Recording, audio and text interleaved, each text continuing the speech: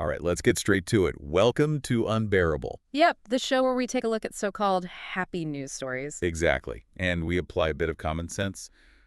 I'm one of your hosts. And I'm the other. This is actually our second time doing this. That's right. And the way it works is, well, it's pretty simple. We discuss each story, and then we decide if it's unbearable. Meaning, maybe it's not really that great despite the spin. Or neutral, if we're kind of meh about it. Or bearable if it actually feels like genuinely good news. And just so you know, we might not always agree on the rating. Definitely not. Okay, so what's the first piece of news we're looking at today? Let's see. Okay. First up, it's about TikTok. Right. So the U.S. leader seems willing to maybe extend the deadline for ByteDance? ByteDance, the parent company in China. Yeah. The deadline's June 19th right now, right? Correct, to sell off its U.S. assets. And it's a big deal, There are about 170 million users in the U.S. alone. Huge user base. So why the potential extension? What's the thinking? Well, the leader said something like he'd like to see it done. Okay. And that he has a, quote, sweet spot for the app. He emphasized it will be protected. Protected. Interesting phrasing. Has this happened before? The delays? Oh, yeah. This isn't the first time. There have already been 2 reprieves from a ban that was originally set for January. So it's kind of a pattern then. Are they actually making progress on a deal? Well, the report says they're ongoing efforts. They're trying to structure something where the U.S. operations get spun off. Into a separate U.S.-based company. Yeah, with majority U.S. ownership and operations based here. That's the idea anyway. Okay, got it. So based on that, where do you land? Unbearable, neutral, or bearable? I think I have to go with unbearable on this one. Oh, really? Why is that? It just feels like kicking the can down the road. These delays, when there are potential security concerns involved, it doesn't feel like decisive action. The original issues haven't gone away. Yeah, I see that. Delaying doesn't solve the core problem. Right. Protecting users is one thing, but repeated extensions. It feels more like procrastination. What about you? I get your point about the delays, but maybe I'm slightly less negative. I'm leaning neutral. Okay. Why neutral? Well, while it is kicking the can down the road, like you said, maybe, just maybe, Yep. it buys necessary time for a better solution. One that actually balances security and, not disrupting things for 170 million people. A necessary evil, maybe. Possibly. It's complex, so not ideal, but maybe not actively bad in the short term. Hence, neutral. Fair enough. Okay. Next up, you got the next story for us. All right. This one's quite different. It's about the axolotl down in Mexico City. The weird smiling amphibian. Oh, the axolotl. Yeah, they're fascinating creatures. What's the happy news? Well, it seems a captive breeding program has had some real success. They released 18 of them into these artificial wetlands. Did it work? Yeah. Apparently, when they checked, all 18 had survived. And not just survived, they'd gained weight and were even, hanging out together, socializing. That's brilliant. Especially considering how much trouble they're in, right? Exactly. Their situation's pretty grim, mostly because the Spanish conquistadors drained the lakes around Mexico City centuries ago. That was their home. So their natural habitat is mostly gone. Pretty much. They're listed as critically endangered by the IUCN, which is strange because... You see them everywhere in aquariums. Right. They thrive in captivity. It's a weird contrast. And they have those incredible abilities, don't they? Like regrowing limbs? Oh, yeah. Neoteny, staying kind of like larvae their whole lives, and that amazing regeneration. Scientists are super interested in that, obviously, for medical reasons. But it's not just science, is it? They're culturally important, too. Hugely important. The researchers really stress that. They're a symbol of Mexico, of the land and its heritage. That makes the conservation effort even more vital. What did the scientists say about this specific release? Well, Dr. Ramos called it an amazing result. Said the weight gain proves they're hunting successfully in this new place. So the artificial wetlands are working. It seems so. It's a mix, actually. Artificial wetlands, bits of the old lake Xochimilco, and some restored areas they worked on with local farmers. They even used natural water filters. Sounds like a really thoughtful setup. Yeah. And Dr. Zambrano had this great quote. Something like, if they can bring the axolotl back in a city of over 20 million people, well, maybe there's hope for us, for restoring nature elsewhere. That's a powerful thought. Okay. So your rating? Oh, definitely bearable. It's a fantastic story of hope and successful conservation. What about you? Totally agree. Bearable. Yeah. It's more than just the animal. It shows what's possible with dedication, even in really built-up areas. It's genuinely encouraging. Nice. Okay, you're up next with story number 3. Okay, this one. It's pretty intense. From Australia. A bystander jumped into the ocean to save a swimmer attacked by a bull shark. Whoa, seriously, a bull shark. That's terrifying. Where did this happen? At a place called Dunya Beach in Bundina. Sounded pretty remote. The swimmer, Men Yunzeng, 57 years old, was like 30 feet offshore. And the shark just attacked. Yeah. Bit about 15 inches out of her leg. Paramedics apparently called the blood loss catastrophic. Oh my God. Bull sharks are serious too, right? Strongest bite force. Yep, that's what the article said. One of the top 3 for serious bites. Zhang said she screamed for help, just saw the blood. Totally scared. I can't even imagine. Yeah. So, who saved her? The bystander. The guy named Blake Donaldson, he was there with his partner, Eileen Melchard. He heard the screams and just reacted, said it was fight or flight, and he chose fight, went right in after her. Incredible bravery. Just instinct. Totally. His partner, Eileen, did the first aid on the beach once he got her out. Zhang actually passed out on the way to the hospital. Wow. Did she make it okay? Yes. And surgeons managed to save her leg, too. An amazing outcome, really. That's unbelievable. Good for him. Good for her. And apparently, 6 Minutes Australia arranged for them to meet afterwards. Zhang and Donaldson. Oh, that must have been emotional. You'd think so. Oh. Okay, for me, this is a clear bearable. What's your take? Absolutely bearable. No question. That kind of selflessness, risking your own life, it's just incredible. And a positive outcome against the odds. Really inspiring. Agreed. All right, your turn for the next story. Okay, this one sounds like something out of science fiction almost. A new antidote that apparently works against the venom of 19 of the world's deadliest snakes. 19. Wow. Including things like black mambas. Yep. Black mamba, king cobra, tiger snakes. A whole list of seriously dangerous ones. That's huge. How did they manage that? Isn't antivenom usually species specific? It normally is. That's the breakthrough here. They use antibodies from a human donor, someone with what they call hyperimmunity. Hyperimmunity? From what? Okay, so this is the wild part. The donor is this guy, Tim Fried. He spent 18 years basically letting himself get bitten by snakes hundreds of times. He what? He let deadly snakes bite him? And self-immunized with venom. Yeah. From 16 different lethal species, gradually increasing the dose to build up this unique immunity. That is absolutely insane and incredibly dangerous. Completely. But Dr. Jacob Glanville, one of the researchers, called his immune history once-in-a-lifetime unique. They saw the potential for a broad-spectrum antivenom. So they took his blood, basically. They isolated specific antibodies from his blood that reacted really strongly with neurotoxins from this panel of 19 deadly snakes they set up. And tested them. Yeah, tested them in mice that had been given venom. The final antidote is actually a mix 2 key antibodies from Fried, plus a small molecule inhibitor called verisplatin. A cocktail approach. Exactly. One antibody covered 6 species, the inhibitor added 3 more, and the second antibody brought it up to the full 19. And they think it might work against even more untested snakes. That's incredible. What's next? Will we see this in hospitals soon?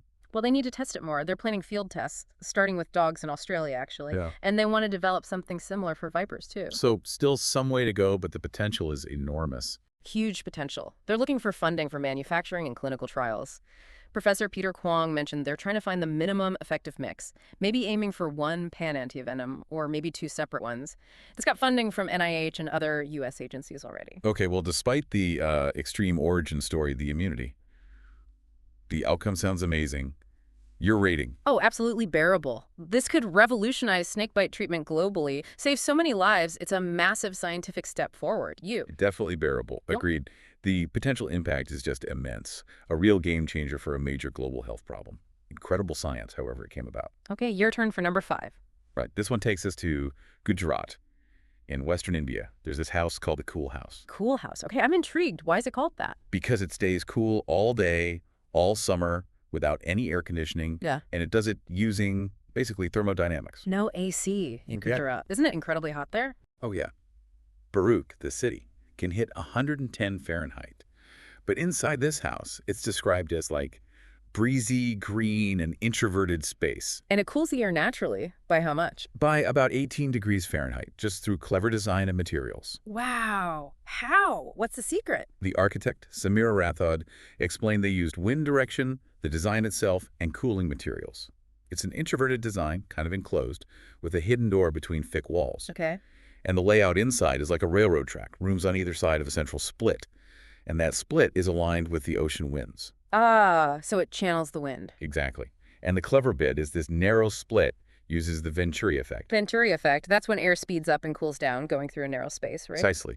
Like breathing through pursed lips versus an open mouth. Yeah. The faster, cooler air then flows into a courtyard with a pool of water. Cooling it even more. Yep. And then that cool air circulates into the rooms. And it's a big house, too. 10,500 square feet, 3 generations living there. That's brilliant, using physics instead of electricity. Totally.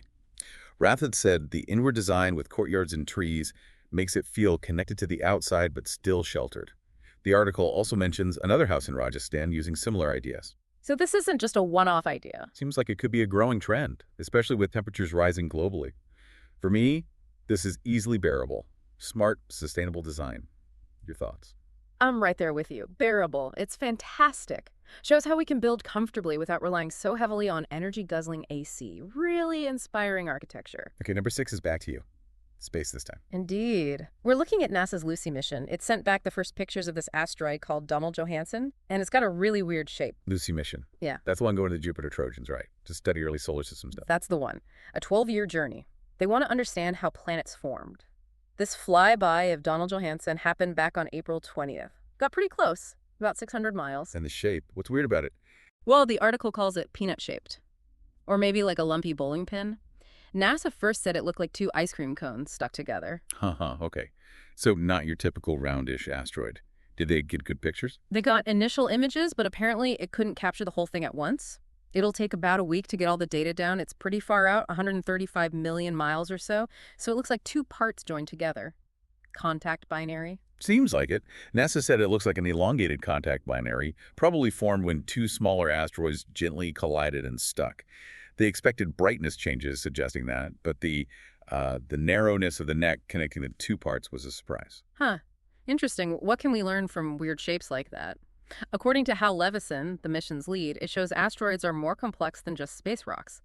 Studying these shapes tells us about the building blocks of planets and what collisions were like way back then. So it's a window into the past.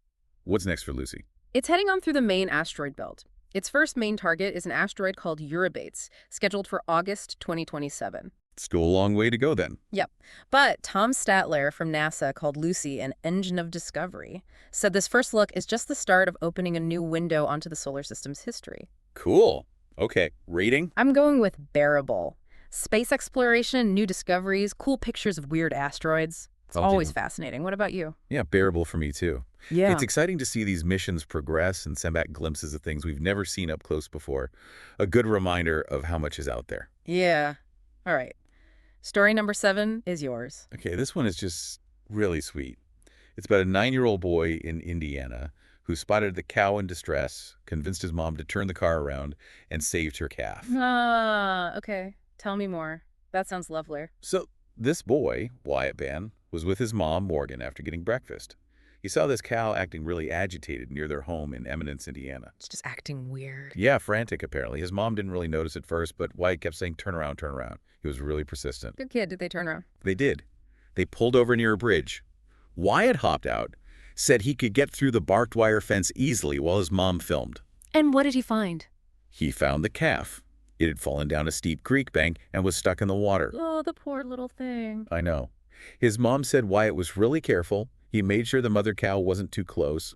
Then he gently pushed the calf out of the water and up the bank. He just knew what to do. Apparently so. His mom said he knew just what to do. And then there was a happy reunion with the mama cow. That's just wonderful. What a great kid. Showing that empathy and initiative. Exactly. It's simple but so genuinely heartwarming. For me, it's absolutely bearable.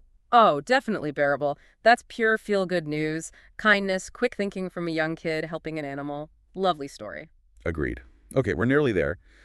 You've got the second to last story. Right. And this one's back to medical news. A new class of antibiotic has been approved. It's the first in, 30 years, designed specifically to get around antibiotic resistance. Oh, wow. For what condition? For treating recurring urinary tract infections, UTIs in women. That's huge news. UTIs are so common. Recurring ones are just awful. Exactly. Millions of women and girls get them. This new drug is called gepotidacin, brand name Bluejepo. Should be available late 2025, they think. And it's really the first new type of antibiotic in decades. Yeah, first new oral one for UTIs in over 20 years, and the first with a genuinely new mechanism to fight bacteria in nearly 30. That's the key part, designed to bypass resistance. How does it work differently? It goes after two specific enzymes that bacteria absolutely need to copy themselves, so it hits them in a different way than older antibiotics. Which is critical, given resistance. And UTIs are a big problem, especially for women, right? Massive. About half of women get one sometime, and maybe a third of those get recurring ones. They lead to millions of ER visits and loads of hospitalizations every year in the U.S. So a new effective option is really needed. Was it effective in trials? Seems so. It was partly funded by U.S. government grants. Trials had about 3,000 women and girls, and it apparently worked better than nitrofurantoin, a common UTI drug. Any major side effects? Most common were diarrhea and nausea, but mostly mild, affecting maybe 16% and 9% respectively. So like with any drug, there are side effects, but it sounds promising. Yeah. And while, some people prefer homeopathic routes, having an effective backup, especially for stubborn infections or when you're traveling, is invaluable.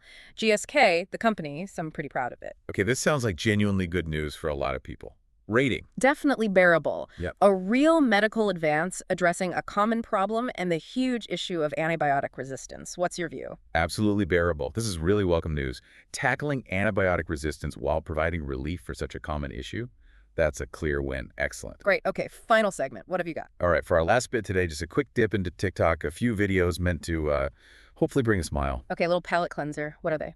First one is from a TikToker called Odarkapom. She's just dancing, looking incredibly happy for no specific reason while making her TikToks. It's set to a disco song. Yeah. It's just infectious joy. Sometimes that's all you need. Simple happiness. I'm in the mood, good mood, yeah. I'm in the mood, feeling real good, yeah. I'm in the mood, good mood, yeah. I'm in the mood, feeling real good, yeah. Good, good.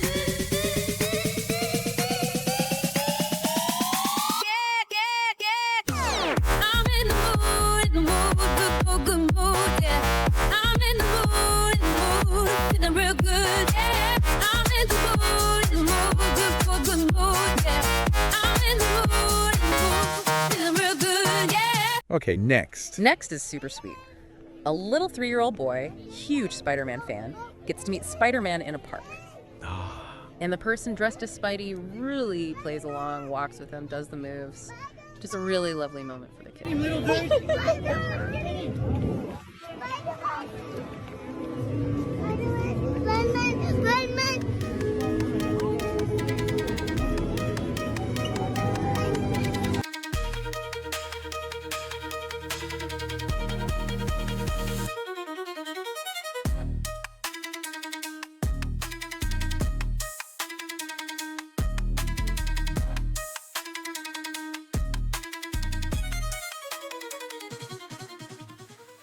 Oh, that's heartwarming. Gotta love those interactions. And the last one. Final one features the actress Maitrey Ramakrishnan. She was in Never Have I Ever on Netflix. Oh, right. She's on a red carpet totally gushing about the director Cole Walliser and his Glambot camera, that slow motion thing they do. Just genuine enthusiasm. Hi. Who's Cole? Hi. Yes, a huge fan. Oh, Of course. thank you. Can I just say something to you? Of course. 'Cause you have like a huge line. But I just Yeah. want to say, so I was Googling up Glambot ideas Okay. Reddit, because that's where everyone goes Oh, on wow, the okay. internet. Yeah, right? yeah. And then you had a post on Reddit from 5 years ago no of way. someone asking you, like, how long do you have with talent? Uh-huh. And you were like, not that long, because I have to direct people, and most talent don't know, like, what this is, and they're confused coming in. Yeah. You realize, like, Well, now everybody knows what it is. now. everyone knows who you Yeah, are. So yeah. I hope you're really proud. No, I am. It's I'm been proud amazing. of you. Oh, thank you. And You're yeah, kind. 5 years ago, you on Reddit, Yeah, like Hell an anonymous post. Yeah, Like, you were I do this thing, most guys. talent doesn't know what's going on. Yeah. But now they do. Now they do. So- Now we have a lineup. Yeah, exactly. Did you not have a lineup 5 years you ago. have a lineup. Yeah, That's yeah. cool. Amazing. All right, so Okay. did you have any ideas on Reddit? on No, what I to got do? really nervous. Okay. I just started seeing a bunch and I got really anxious. Oh, I geez. just feel like I'm just going to do What- whatever you tell me to do. Okay, so I think you can almost maybe start facing this way and just give me like a little turn, and Okay. camera's gonna end up right there. Okay, cool. Yeah, Awesome. yeah. All right, ready. And 3, 2, 1, action. Yeah, gorgeous. Cool. Awesome. Amazing. Lovely did to it. meet you. Awesome. And Pleasure I to hope meet I you. get to see you again. Absolutely, me as well. right. Awesome. I'm in the mood, good mood, yeah. I'm in the mood, feeling real good, yeah. I'm in the mood, good mood, yeah. I'm in the mood, feeling real good. Okay, so just some light, happy moments. Overall rating for this TikTok segment. I'm going to say bearable. Just Nice, simple, feel-good clips, a good way to finish. What do you think? Yeah, bearable for me too. Nothing groundbreaking, but definitely a pleasant, positive note to end on. And that wraps up this edition of Unbearable. We went through quite a range today, didn't we? We definitely did. Tech policy, animal rescues, medical breakthroughs, space, all sorts. And as you heard, we didn't always land on the same rating, which is kind of the point. Exactly. Applying that common sense filter and seeing where things land for us. So for you listening, let's think back to that story about the new antibiotic, Blue Chepa. It tackles UTIs and resistance. A really important development. Definitely. So here's a thought to leave you with. Given the constant challenge of antibiotic resistance, what other innovative ways, beyond just new drugs, do you think science and medicine should be exploring to stay ahead of these superbugs in the future? That's a big question. Lots to think about there. Indeed. Something to mull over. Thanks for joining us.